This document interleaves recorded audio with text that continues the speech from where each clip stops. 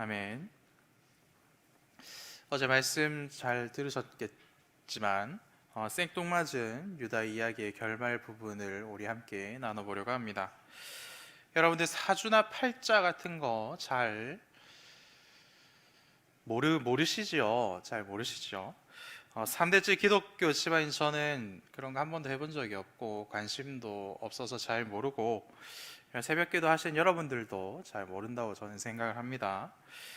근데 요즘에 뉴스를 보면 뉴스에 어떤 법사님 이름들이 막 이렇게 자주 오르락 내리락 거리는 걸 보면, 일단은 우리나라에서는 굉장히 잘 먹히는 분야가, 시간이 지나고 현대 과학이 이렇게 발달해도 굉장히 잘 먹히는 분야가 이 사주나 팔자 그리고 도사님들에 대한 분야가 아닌가라는 생각을 하게 됩니다. 왜 그렇습니까? 내일 일을 알지 못하는 우리들이 어떻게 해서든지 우리들의 인생에 유익이 되는, 그리고 힘이 되는 그런 한 이야기를 듣고 싶어가지고 그런 분들에게 찾아간다라는 것이죠. 용한 분들은 왜 용합니까? 우리들의 상태가 어떤지를 잘 파악하고 우리가 듣고 싶은 얘기를 잘 해주기 때문에 그 사람들이 용하게 되는 것이죠. 그런데 저는 아까도 말씀드렸지만 사주 같은 건 잘 모르지만, 방송이나 드라마, 영화 같은 데 보면 이렇게 좀 흔하게 좀 찾아볼 수 있는 단어가 남편 잡아먹는 사주 혹은 부인 잡아먹는 사주다, 이런 말을 듣곤 합니다. 호라비 사주 그리고 과부 사주라고도 하지요. 그래서 우리나라에서는 이런 분들을 굉장히 좀 꺼려하고 좀 무서워하는 그런 경향들이 있는 것 같습니다. 일단은 가까이 있었던 배우자의 죽음을 경험한 사람들이기 때문에 그렇겠지요. 그래서 어제 그리고 오늘 본문에 등장하는 분들이 이런 사주를 가진 사람들이 아닌가, 이런 생각을 하게 될 수도 있는데, 괜히 제가 이런 말을 해서 그렇죠. 그래서 미리 말씀드립니다. 오해하시지 마시라고 미리 말씀을 드립니다. 그런 거 아니죠. 절대로 아닙니다. 그리고 말씀에 본문에 다 기록되어 있죠. 사람이 왜 죽는가? 하나님 앞에서 악하였고 하나님 앞에서 악한 일을 해왔기 때문에 하나님께서 그를 벌하셔서 그 사람이 죽게 되었다고 분명히 말씀하고 있습니다. 그렇죠?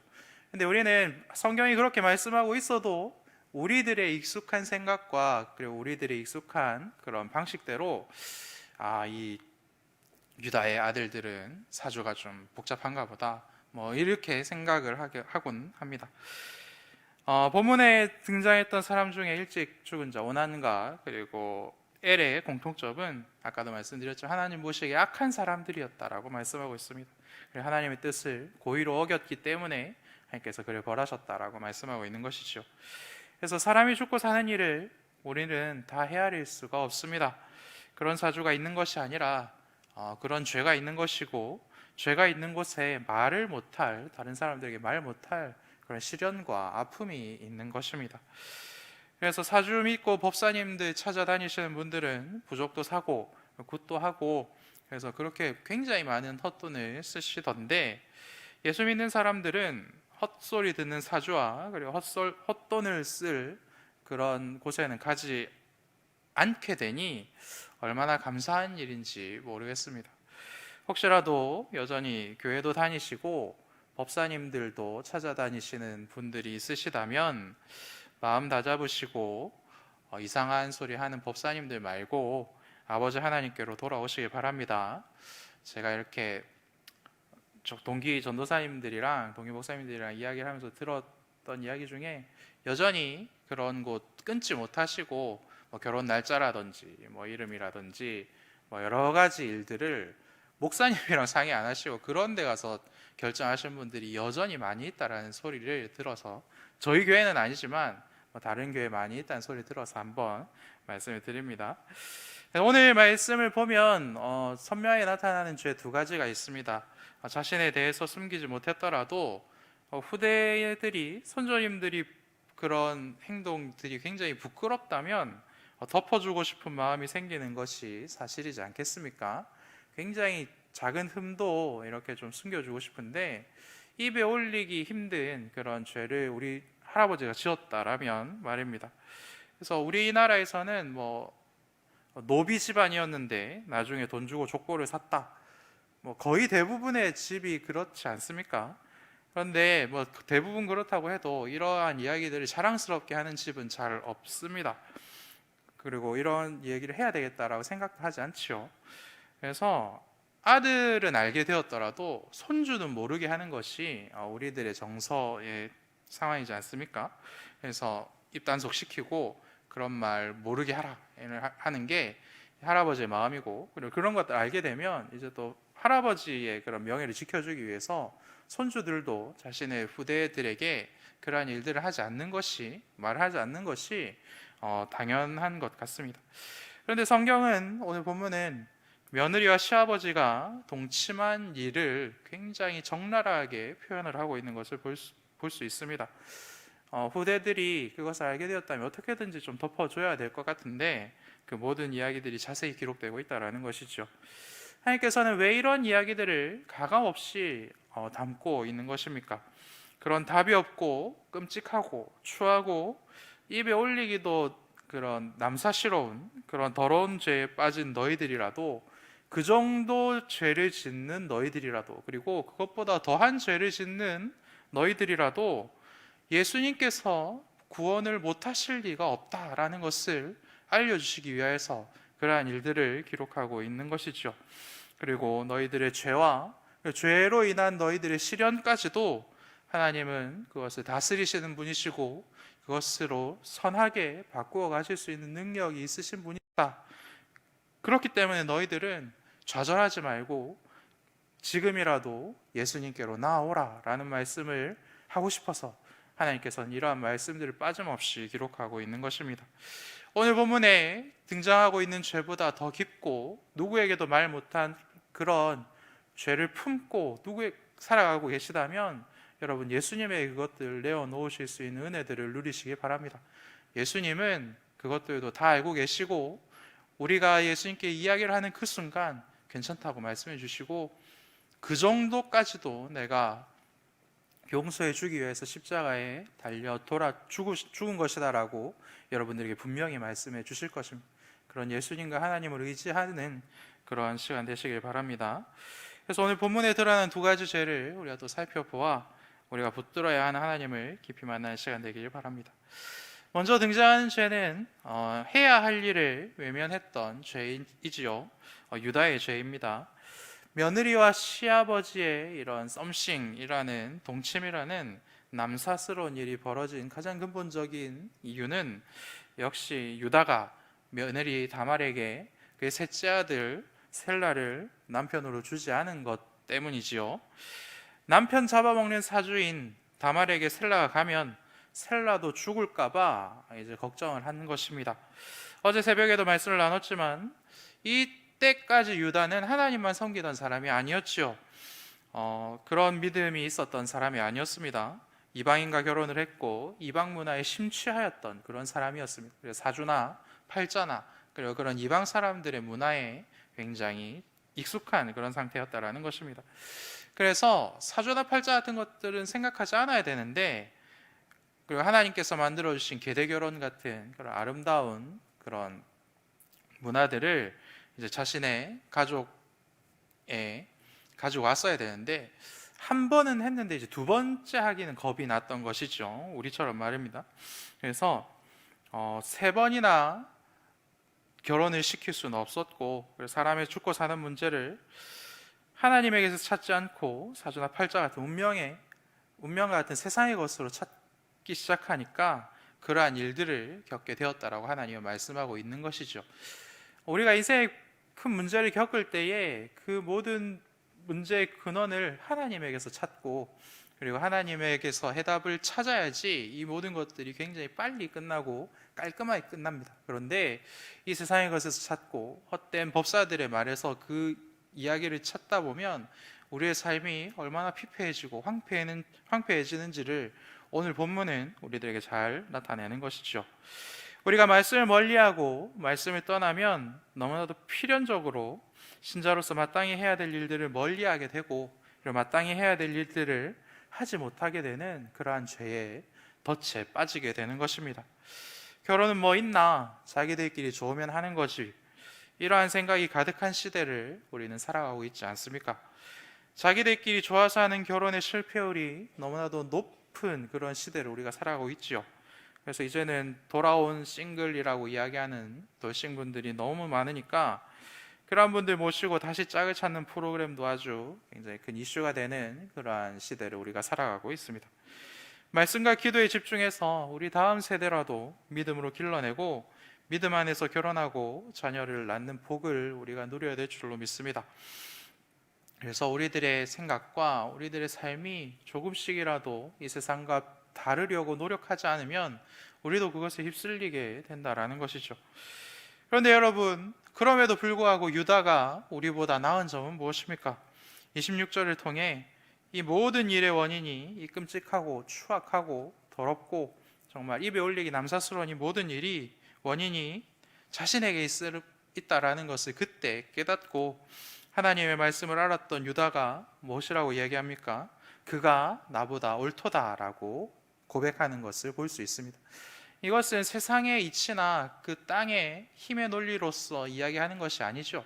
그 순간 하나님을 보고 하나님께서 말씀하신 것이 이렇게 이루어졌구나라는 것을 깨닫고 나서 그가 하나님 앞에서 내가 모든 것을 잘못하였습니다라고 고백하는 그런 믿음의 고백으로 우리가 받아들일 수 있는 것입니다.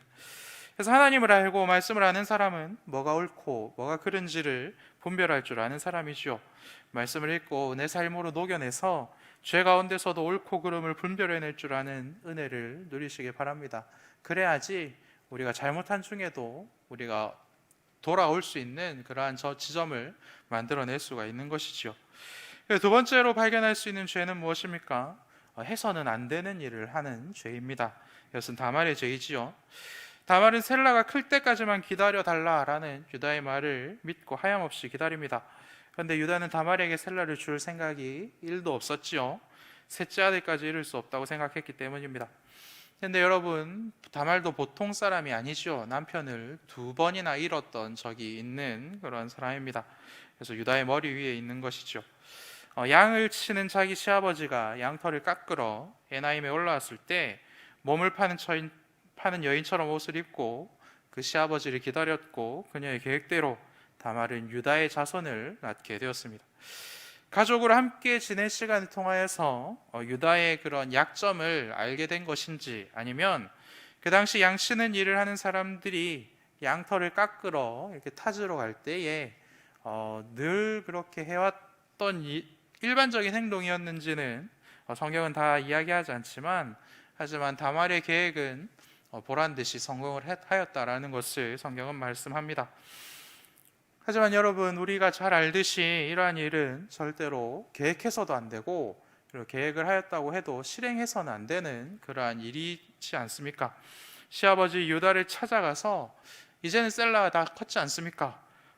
전에 하셨던 약속을 이제는 좀 지켜주십시오라고 읍소라도 해봐야 되고, 물론 그렇게 했어도 외면당했을 가능성이 크지만 시도해보고 거절을 당해도 실행을 하면 안 되는 그러한 일들이 우리 삶에는 가득하지 않습니까?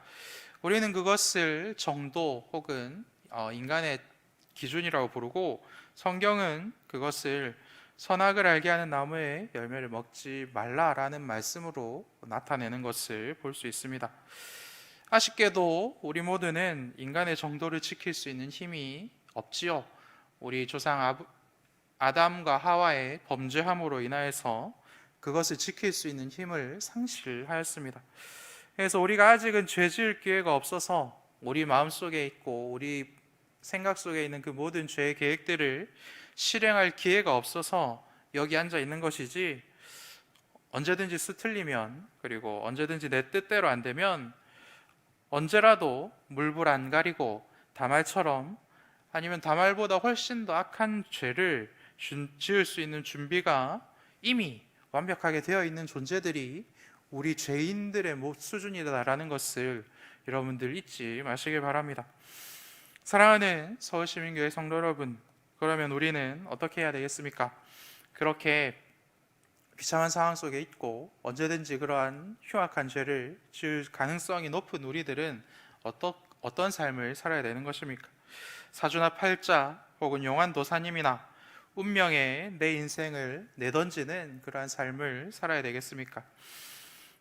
그리고 그렇게 대놓고 던지진 않더라도 그런 것도 좋아하고 교회도 다니면서 그런 교회와 세상의 위험한 줄타기를 하는 그런 아주 위험한 삶을 살아야 되겠습니까?